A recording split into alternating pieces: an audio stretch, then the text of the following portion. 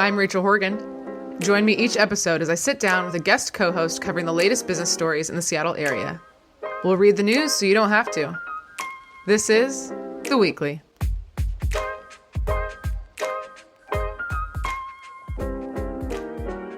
Okay, hey everybody.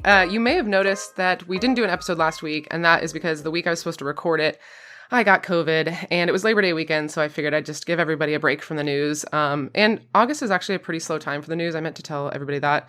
Europe, I feel like, takes the whole month off, and there's just not a lot of stuff happening, so that's why we just skipped a week. But if you're an entrepreneur, you know to kind of hold on to your ideas a little bit looser than you normally would. And it worked out well because my next week guest had a family emergency. So I was able to kind of just shift some things around.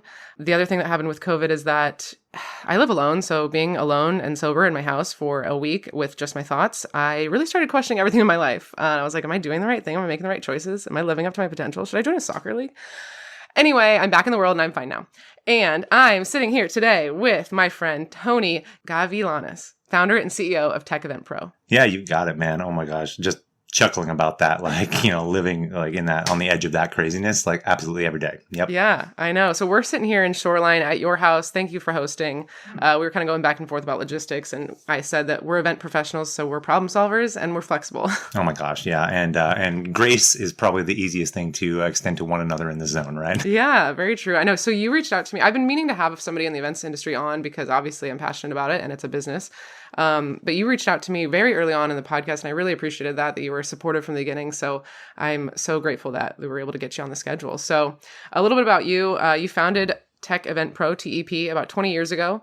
In 2010, he also founded Copious Love Productions, a nonprofit theater production company. Prior to that, he held leadership roles for a variety of AV and production companies. And throughout his career, he's also worked as a professional host for events. So I don't know, you might need to be hosting this podcast. Oh my gosh. Well, professional nerd and also entertainer, right? Oh so my gosh. Comes nerd with a smile, I think is how it actually comes Nerd out. with a smile. I love that. Well, I always like to ask the guests why they're passionate about what they do. So why are you passionate about, whether you want to say events or specifically AV? Oh my gosh, that's a good one. I am really passionate about events simply because of a vocational stumbling into it, to be honest with you. I found that I couldn't be really good in any other organization anywhere else. I'm a terrible employee. And so starting my own business and kind of creating experiences where most of the time people are very excited to show up at, it was just perfect kind of place for me. Yeah, that's awesome. Did you feel when you started your own business, I had noticed when I'm kind of doing my freelance, my work ethic isn't as strong as I thought it was when I'm not required to be in a chair from 9 to 5. So that's something I've been working on. Did that come up for you? Oh yeah, heard. Yeah. My wife very seriously says, Tony, you absolutely cannot ever get another job. You're going to get fired. So just keep working for clients. And that relationship of just being completely beholden in the exact same way, sometimes even more so to a client relationship than a boss. Perfectly fine, as long as it's on my own terms. Yeah, absolutely. Well, we're doing 5 stories for you today. I specifically chose them for kind of the events industry. And then keep in mind, because this is a later episode, these news stories are a little bit older, but still relevant. The number 1 is the Port of Seattle outages. Number 2 is Umpqua Bank is a new Seahawks suite sponsor. Number 3, there's hotel workers voting to strike. They are striking, actually. And number 4, the largest fundraiser in our region. We'll find out what that is. And our last one is about the Seattle rep layoffs that happened a little earlier this year. So, Tony, you ready to get into it? Let's do it. Okay, so the Port of Seattle and / SeaTac Airport was hit with a cyber attack. So basically they said they saw somebody in the systems and they shut it all down before it could get worse. Mostly affecting baggage claim, and the clerks had to manually help people with checking in their bags. Oof. The website went down for a bit. The Wi-Fi in the airport wasn't working, which that feels like the most tragic part of it all. And they're slowly starting to turn things back on. I just looked at an update about that. Port of Seattle is a government agency overseeing the Seaport of Seattle, including the airport and other properties, if you're not familiar. So what this brings to mind for me is when tech goes down at an event. I'm just picturing these baggage claim clerks and just struggling. So has that happened to you? Has tech gone down? I know I've had it happen a few times. Yeah, yes. Not as many times as I could tell stories about, which is a thankful thing. That's good. Right. But yes, we actually had a fundraiser just about a year before the pandemic where the half of the room power outlets just tripped. Oh. And in the middle of the show, auctioneer is up there and half the room's looking around, kind of wondering what's happening. It's in those times where you realize that redundancy is super, super key. And the plan that you had going into that moment is the only thing you can hang on to. So, having two people there, one to, man the helm and keep the show going, and the other to scramble and to recable things is the only way to go, essentially, in that scenario. Yeah. I do remember also being at the airport, not during a cyber attack, but at one of the most recent power outages there. Oh. My family was going to be flying across the country to Miami, and my goodness, like, God bless the people that are dealing with especially baggage claim during that, because computers do so much for us. And it was in that time where, I made my flight, and it was only by the amazing people at SeaTech. So hats off to those getting through it. So what advice, when you're doing big events, what advice do you have for planners or attendees to prepare for potential Wi-Fi outages or different situations you've seen come up? Again, kind of going back to that whole concept of redundancy being super, super key. A high-tech show doesn't necessarily need to be super, super complicated. Mm-hmm. I think one of the pieces that you pointed out in notes was, if you're doing a live demo, if you're doing a live Q&A on Zoom, like, question yourself, do you need to do it live? I mean, just look up any Steve Ballmer, demo on YouTube. Look up pretty much any voice to text demo that happened prior to the last, 10 years. It's scary out there that, and if you're doing it live, you can end up in a really, really scary position. I'd say that, especially during the pandemic specifically, many of the live stream broadcasts that were happening were pre-recorded. Yeah. And, that's something that I don't think a lot of folks understood, really, kind of being an attendee, is that you're looking at a studio produced thing that ultimately the live technical team is pressing play and making sure that the internet bandwidth is doing okay, and then switch it to the other internet. God forbid something happens, right? Yeah. So keep it as simple as you possibly can, right? Yeah. A super high-tech show doesn't have to be complicated. Yeah, I agree. I've had a situation where we were trying to live stream during the pandemic, and it was supposed to be this half-day conference, and everything that could go wrong did go wrong. Ugh. And we had like one piece that was pre-recorded, but everything else we were trying to do live, and I had to call the event. We had to shut it down, and we ended up recording it later and sending it out to everybody. It was truly one of the worst times of my life. So I would say, yes, don't do a live demo, or screen record it if you can, take screenshots. The other thing is that with hotels, we're going to talk a little bit more about hotels later, but Wi-Fi can be very expensive at hotels and conference centers. So I guess just keep that in mind, and try to negotiate it out in your contracts if you're a planner, as I'm sure you guys know, and bringing all the backup lists and backup chargers. Yep. I had to get like a random person at the hotel to run and find me another charger. So those are some backups. Yeah, always your cables, your adapters, your peripherals of your laptops and stuff. Plan for 2 times every single one you need. Truly. Anything else you want to say about security here? It's always best to practice and plan for a worst case scenario. When it comes to security risks, this is cybersecurity, right? I think as any business person who's out there, we have really no idea how truly dangerous it is. And so I believe in preventative medicine, and we have way too much insurance in our business. And in the same way, cybersecurity is one of those things that even as a small business, there's no extent that covering your butt doesn't help. True. Okay, our next story is Umpqua Bank is now the new Seahawks suite level sponsor.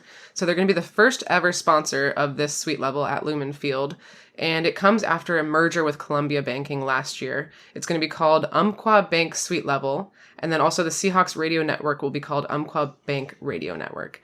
A price was not disclosed, but I will say in my experience, if you're trying to be a title sponsor, meaning like your company name is listed as part of the event or part of the space like this one, it's quite a lot of money. Mm-hmm.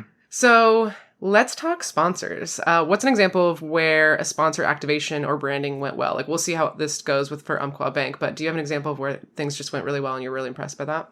Oh my gosh. Well, we used to do the outdoor movies with a company called Epic Events, and they would do the Marymore series. They would do kind of a bunch of regional series. And that was really, as an event professional, my only tap into sponsorships. And the amount, I guess the crucial necessity of having them a part of the event ecosystem was very apparent to me. That, your title sponsor at X amount, your 2 presenting sponsors, your booth sponsors, and kind of all of that, and then plus your tickets that you sell, 50% of the income is in sponsorship. And so it's just one of those like super necessary evils that, we have to try to find symbiosis that doesn't push away the attendees, right? And that's really the big thing. I think specifically about this example of Umpqua at Seahawks, I think this is currently a great example because they're they're retitling the Seahawks stuff, right? In the sense that you're not really turning the Seahawks feel into an Umpqua thing. It's like you're just basically putting your Umpqua name on the Seahawks feel. And I think that that's like the very, very best way to do it because they're basically tapping into the audience that already has such a cool drive. Yeah, definitely. Sometimes I think about how much has to get changed. Like when they changed to T-Mobile, you think about every little thing, like the napkins and the signage and everything has to be changed. And so I wonder how much the street names. Yes. Yeah. What's something when we think about sponsors, what's something about sponsorship that you think the general public maybe doesn't know? I feel like sponsorship is literally woven into so much. I mean, Michelangelo wouldn't be able to produce the work in the Sistine Chapel without the sponsorship of the church, right? Yeah. And you think about how some of the broadest things that are happening in our culture are really a combination of a lot of different efforts. Not any one person can really get it all done. I realize that as a business person. But yeah, in sponsorship, yes, I just feel like there's really, it's this idea that you have to tell a story, right? Like that. And that's something that's totally different from the workflow that we're normally doing, to kind of, now take the abstract story that your attendees are going to carry with them after they do the thing, the interaction with you, and then how that blends into the story of this corporate sponsor that you might want to bring into this, because it has to be the same story, right? It's a totally different mindset and very, very challenging.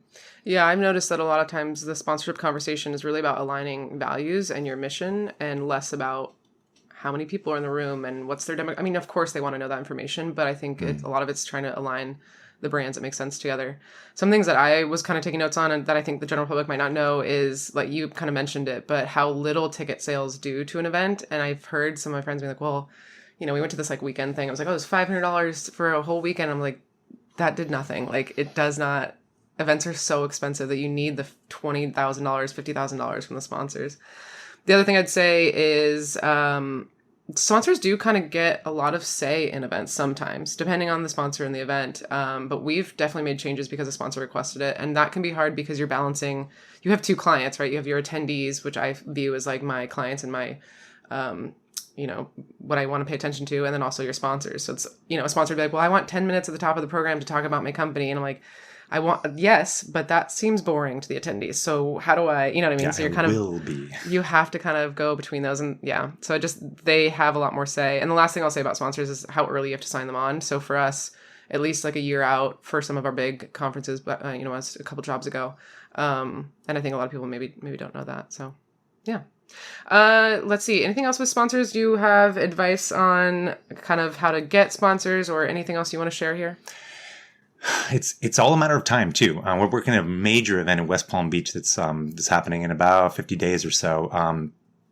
80% of the sponsors are not lined in. So you talk about these year out. We're talking 50 days from this event, and the event is for 2,000 people. And build it and they will come, right? You have to have that story first sometimes, right? So in some ways, plan it out, fish early, but then just keep your string in the stream. You know what I mean? Yeah. Keep trying to get them for sure.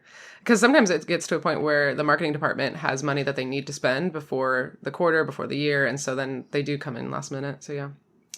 Okay, our next story is the Seattle area union hotel workers vote to strike. So more than 700 union workers in 3 Seattle hotels voted to authorize a strike.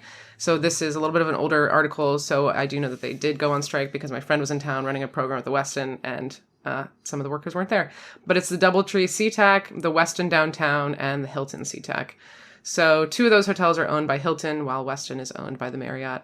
So let's talk hotels. I want to remind people that you can, quote, fly a Marriott flag and not be owned by them. So when I worked at a hotel, gosh, I forgot what the ownership group was, but we were a Courtyard Marriott, but my paycheck wasn't from Courtyard Marriott. It was from the ownership group. And then there often can be another management group. So I don't know if everyone knows that. But what else do you think people don't know about hotels? Hotels are some of the most entangled businesses in the entire economy. This idea that they are so intrinsically tied to tourism boards that a lot that goes on in the tourism board is exactly what's going on in, the hotel businesses. They're enmeshed with convention centers and different venues and things like that. And they're ultimately like an umbrella organization for a lot of other businesses that work inside of them, right? Like the Starbucks that's downstairs. That money gets processed by Marriott or wherever. And then ultimately a portion of it gets sent back to, Starbucks. But it's very much like an airport where, Sodexo runs all of the food services, which is why you go to an Anthony's in an airport and you're like, why doesn't my salmon taste the same as going to like Homeport and Everett? Oh, I didn't know Sodexo did that. Okay. Right. Yeah. Well, and in the same, possibly, not exactly Sodexo, but in that same sense, right? There's one organization, and I feel like, there's I was also very surprised about the front of house systems. We're really tied with a lot of event planners, and a lot of them come from hospitality. There are still so many front of house systems that are running on like Windows 95 or an equivalent. And you think about like your phone is just like decades more advanced than a lot of these systems that these people are dealing with every day. And it's big money, little spent. They do a great job of that. And I understand why there's a bit of a strike, Yeah, the pay, when I was front desk supervisor, so a level up from a front desk agent, I think I was making $13 an hour. But that was also in 2012, I want to say. So yeah, things have changed, but maybe not enough. Some other tips and behind the scenes of hotels I wanted to share is that check-in time. So even though it says 4:00 check-in time, that just means they can guarantee your room at 4:00, but you can come in earlier. So I checked in people as early as 9 a.m., 10 a.m. When it gets to like 6 a.m., you're kind of like, oh, I should probably charge you for a half day. But if they have the room available, they'll check you in. I think a lot of people don't know that. That's a really good tip. Yeah.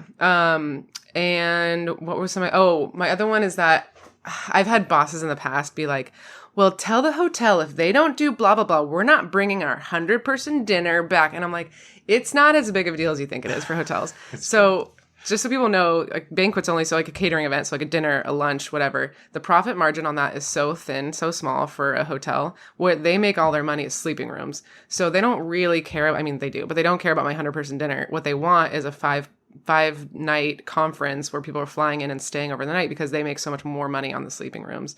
So that's something I want to get out there is that, like, yes, your event's important, but you're like not that important. It always feeds that one quotient, right? You're absolutely right about it. Yep. Let's see. So as a planner, let's shift a little bit over into AV because that is your area of expertise. Let me give some background for people. So Encore is an AV company that I think has pretty much monopoly in the industry, and you can agree to disagree, but I don't have, somebody just told me they feel like they own like 80%. So this is not a real fact. This is just how it feels that they own 80% of the market. They are in every major hotel in every city. And as a planner, whenever I go to contract there, it's in the hotel contract. You must use our on-site AV provider, which is Encore. I've negotiated that out a few times because they can charge whatever they want because I can't bring anybody else in. So I'm talking like for a very, very simple program, probably $15,000 at least. And that's just for a screen and a microphone. Yeah, an 8-foot tripod screen and literally house sound, right? Yes. Yep. Yes. And that is like sometimes not uncommon. even AV tech will stay there the whole time. So I've negotiated that out saying, okay, can you take that out of the contract? And they're like, sure, fine, we'll do that. But we're going to charge you a fee for bringing in an outside AV company, and or you have to have one of our staff members overseeing the whole load in, load out, strike, whatever. And then I'm paying the labor. So at one point I brought in an outside AV company and I still and the Wi-Fi. Yeah. So oftentimes they'll comp the Wi-Fi if you're using in-house, but if you're not, they'll charge you. And power, yes, for like a power strip. And I was like, fuck that, I'm bringing my own. But at one point the hotel was going to charge me $2,000 to use an outside AV company. But here's the thing. It was still cheaper for me to use the outside AV company and pay the $2,000. So anyway, this is a very long roundabout way to ask you, how do you compete with Encore when it's already in the contract? Oftentimes planners don't see that, or know to negotiate it out? And then B, how do you compete? Because you're going to have to be much, much lower if they're already charging this $2,000. Yeah. This is such a hot button for me, honestly. Our business is in a lot of ways designed as your other option other than in-house. And like we pitch ourselves as that. This Encore absolutely is a behemoth in the industry. I think that there has to be some monopoly litigation that's happening pretty soon. My personal thoughts. It's a amalgamation of the West Coast's biggest AV company, PSAV, and the East Coast's biggest AV company, Swank. They got together and like, let's take over the world. Yeah. And they have. Yes. And price fixing is absolutely a thing. We get absolutely hit every day. I need to tell everyone out there, it is federally illegal for any hotel to force you to use in-house AV. It is a direct violation of antitrust policies. If there's an exclusivity clause in the contract and you sign it, you're exclusive. But if you see it and you remove it, then you're not tied to it. It is illegal. Become an expert negotiator. Always get a third-party bid. I'm brought in on some of these production design things, maybe not just a local AV show per se, but a national show. And I will literally contact Encore on behalf of a client, and I will get 40 to 70 and 80% discounts where a client will not before. And it's unheard of. And me, I'm surprised. Yeah. But it's like, is it just because it comes from my email address? Yes. Yes, and that was the other thing I noticed is that everything felt, and I just want to say the people that work at Encore are very nice, so I'm not talking about them, it's just more the system, but everything felt very made up pricing because you compare it from property to property, it was wildly different even though it was the same program. Yep. You compare it from what I asked last month to this month to my friend to what, my other coworker emailed. And I kind of feel bad for a lot of the green planners too, because I knew what I could negotiate out. Like I know that I don't need a video switcher. Other planners may not know that because it's a whole long list of all this like tech terms. 32-page quote. And I don't need a fancy, screen and projector if I'm not showing anything fancy except for like a hold screen. And there's like a million other things. So yeah, and then I would say like, hey, I can't afford $15,000. I need it to be closer to $12,000. They'd be like, okay, here you go. And they just like changed it. So I'm like, and other green planners don't know to just push back a little bit. So anyway, that was always so annoying to me. That was all made up. Yep.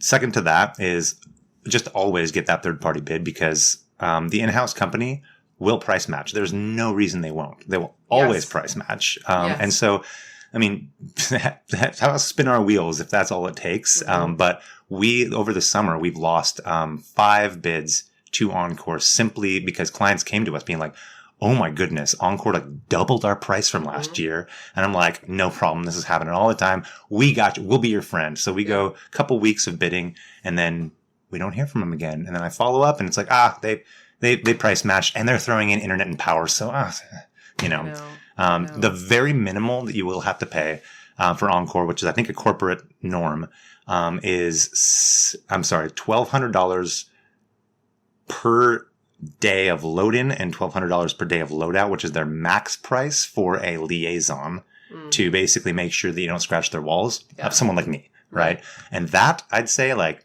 $2,400 as a third party company, like always, we can definitely not only capture that back, but then all of the extra, that ultimately that percentage, a lot of it's going to the house. When we talk about, how exorbitant these prices are, upwards of 50% sometimes, is just going back directly to the venue itself.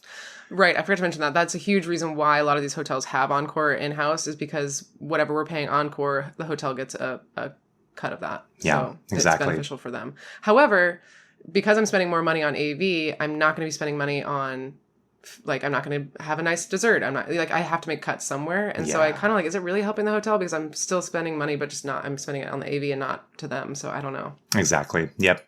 Some of the ways, and I'm so with you that like the marketplace, everyone belongs in it, right? I mean, litigation aside, like, everyone belongs in the marketplace. I do think Encore has they're a good company. They're in there for a reason. One of the best ways that we can play nicely, I think, and satisfy everyone we've found, is that most people go into that experience and then they leave being like, why did I pay so much for such blah service? Encore has accessible gear. They have more access to the equipment just in their closets right down the street, across the street, for instance, because they're in both hotels, right? But the service level, if you're looking for like someone to really curate your event, really, get into the program with you and then show up and produce in that same vein, not outsource it to a teenager. A company like ours, it's so true, yeah, can come in and do the entire pre-production process with you, order all of our gear through Encore, retain all of your steepest discounts, get all of your, freebies and all that fun stuff. Encore gets the gear order, you get the service order, we're all set, That's one creative way we've been looking at it. I was talking shit about Encore, but I will say there was one time I used an outside AV company and I showed up to the event, to the luncheon. It was an awards event. We're giving out a Lifetime Achievement Award. It was a big deal. I walk into the ballroom 2 hours before we're supposed to start. No AV. Zero. No microphones, no screens, no pipe and drape, just a ballroom. And I panicked. So I talked to the in-house Encore and was like, can you help me? I know I didn't use you guys and I was mad at you guys before, but can you please help me out? And they were like, well, all of our equipment is already spoken for at all of our other properties. But the benefit is that like I had somebody there on site that I could talk to, and typically they would have something in their closet that they could pull out. In this case, they didn't. Long story short, I eventually got hold of that original company and there was some mix up in the warehouse, but they hustled and they were able to come. I held doors, I preset salad, like I cut the script. I had to do a bunch of stuff, but hero work right there. Oh my goodness. But I'm just saying that's the downside, I guess, of using outside, is that like they just aren't there at the hotel to be able to grab an extra microphone. I'm sure you bring in extra stuff, but like all of this stuff is on site. So. Yeah, it's a lot of extra work. I'll be honest. You got to really extra like emailing and whatever. Yeah, exactly. Yeah. But yeah. Okay. Well, I could talk about AV all day. We could. And hotels, all of that. But let's move on. So our fourth story is that the largest fundraiser in Washington. Did you know this ahead of time? Because I would have never guessed this fundraiser. I really would not have thought about it, but it was surprised me too. So it's Friends of Costco Guild, the region's largest fundraiser, generated more than $26 million in 10 days. And of those 10 days, there was an event called the Children's Golf Classic, and that raised a record of $15 million, making it the single largest fundraiser event in the Puget Sound region. So the whole 10 days is the largest, and then also that one event is the largest. And to give you a sense of what that is, I was personally thinking it was going to be Obliteride, which is the Fred Hutch fundraiser, and that comes in at $8 million. So it is much less. Yeah. Leagues above it. Below that is the Auction of Washington Wines, which is another one I thought was going to be up there, and that was $4 million. Wow. So this is a massive, massive event. But let's talk about putting on a good show. Like obviously they put on a good fundraiser and a good show. What do you think most people get wrong? Or I guess, what do you think they should do right? Boy, oh boy. You're constantly regenerating in events and you're constantly trying to do something new. I find most of our clients are coming to us like sending Instagram videos of, cold sparklers. And I'm like, no, those are actual fire. They will light your... Oh, like from the wedding? Yeah, right. Right. There's kitschy ideas. There's always something new, right, and fresh. And when it comes to fundraisers specifically and associations for the most part that are strapped for cash, rinse and repeat is the devil. And I think that this concept that was really done so well with this was just extrapolating this idea of a fundraiser into activations, right? Mm-hmm. Like if you think about all of these trips that you have on your live auction list, like the big ticket ones, you're like, oh, I'm so glad we got these ones on our live auction. Whatever, yeah. Exactly. Oftentimes you can get, sell it twice or 3 times, mm-hmm. right? Consider taking that and all of the other ones. Let's say you have 10 of them and you just craft them into pay-to-play experiences. You can possibly get more people to jump onto it. And if you have 10 of them and you've almost programmed like monthly fundraising for your entire year. And that keeps the vibe of an organization, it keeps that essence of, we need you and you need us. Like this is like the symbiosis. We don't just do one big fundraiser a year. Mm-hmm. We're always fundraising. When we were, you mentioned we run a theater company. When we were running that nonprofit, every single thing we did was a fundraiser. And that was one of our concepts. Like no matter what we do, it's a fundraiser, Mm-hmm. So I love that idea about it. Yeah. They mentioned that they had Eddie Vedder from Pearl Jam perform as like a surprise performance. And that brings me to, I always think an event should have what I call a surprise, people call a surprise and delight moment. So a very easy example of that is a welcome drink. Because you walk in and you're like, oh, I'm surprised by this cocktail and I'm delighted. So I always try to have some sort of surprise and delight moment at an event. And it looks like they had that at this one. The other piece of advice I'd give people, or what it takes to put on a good show. Do you know, you probably already know this, but like recommended number of live auction items? Depends on your timeline, but I would absolutely say like you want to keep your live auction to less than 10. Yeah. I'm basing off of my Google search, so you probably have better. I mean, I have been an auctioneer. I've done it a few times. If you guys need help, let me know. There for one of them. Oh, you were? Yeah, well, I mean, was it? Yeah. It's so much fun. I talk so fast. I'm like, finally, a place where this is appreciated. But yeah, when Googling around, it's like 5 to 10. I did one for a daycare, and I think they had like 20 items, but that's because they were auctioning off like drawings from the kids and things like that. They knew it was a lot. But anyway, if you're planning it, 5 to 10 items for live auction, everything else should be silent auction. Yeah, and I'm with you. Always consider a reveal because that's the essence of your surprise. You know, you want some kind of reveal. In lighting, it's like you show off the lighting rig in phases. You always save like, you know, the biggest like move and like all this stuff for like, oh my gosh, I didn't realize this room could do that, you know? And so always plan for that. I also think that for fundraisers, I want to cry. Like there has to be a moment. I need to have a bottle of wine for the audience to be able to like bid on these expensive things. And I want to be able to cry and be moved by the message. So I think you have these like fun experiences and activations, but then there should be like a video or like a speaker when they're like talking about what they're actually trying to raise money for. So is there anything else like for fundraisers? Is there a different approach that you take for fundraisers versus other events that you run? Honestly, I just feel like so many of our post-pandemic fundraiser teams, you know, just crack open the event and just try and find ways to activate experiences. I kind of go back to that. I just think that's a really potent way to keep your people involved. Yeah, absolutely. Okay, we're moving on to our last story. So I specifically chose this for you, Tony. I was looking around because I wanted to talk about your theater background. I think it's so cool that you started this production company. Thank you. And I was looking around. So Seattle Rep, this is from this summer. They laid off 17 employees, and with combining and filling positions, it was a net loss of about 13 full-time jobs. So they went from 108 employees to 95. It's a bummer. I think that every time I hear the arts struggling or laying people off, that's really so sad to me. But let's talk about the theater business. Why did you start Copious Love Productions?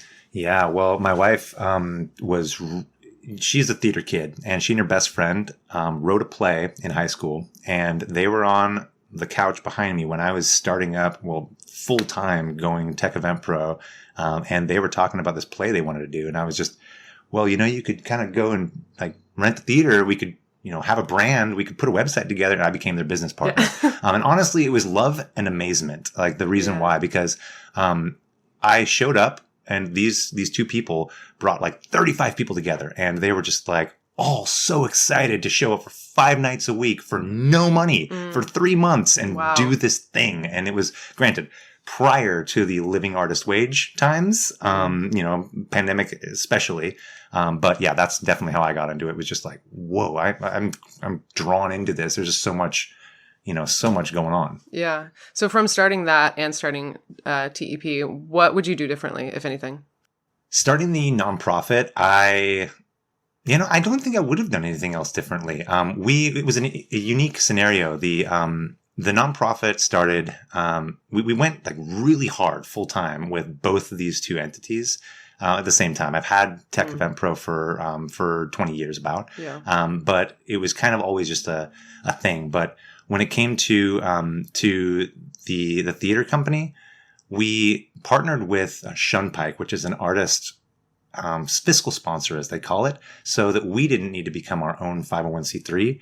That was amazingly helpful. Oh. So for any local artist or any artistically inclined venture that might be best served as a nonprofit, look up Shunpike. They're an incredible organization. They represent artists of all kinds, and it basically allowed us to take, nonprofit donations federally legit, essentially. Okay, because I have a friend that wanted to start a nonprofit for musicians, and she was saying looking into the 501c3, it was just like a lot of requirements and paperwork, and I was like, I'm sure, I don't know, it seems like you could do it, but okay, that's an interest. I didn't know you did that. Yeah. It is totally possible, and I think if you're if you're really searching to develop a long-lasting, institution, dude, go out there, do all the paperwork, write your articles of incorporation, do it all, right? But if you have a great idea and a bootstrap crew, then go find a fiscal sponsor. There's actually a number of them in the United States now. Shumpike is one that started here in Seattle. So I'd say that the accessibility for that, just find them and then go do art, because they just create, or they exist to allow artists to do what they do. Yeah. Well, speaking of finances, obviously Seattle Rep is laying people off. How profitable do you think theaters are these days? We were just talking about how ticket sales don't really do much for events, and I'm sure that speaks to theaters as well, and performing. So how much do you keep in your reserves? Is it a percentage? Did you have a plan when you were working on that? Oh my gosh. Finances, this was the bane of our existence, to be honest with you, at Copious.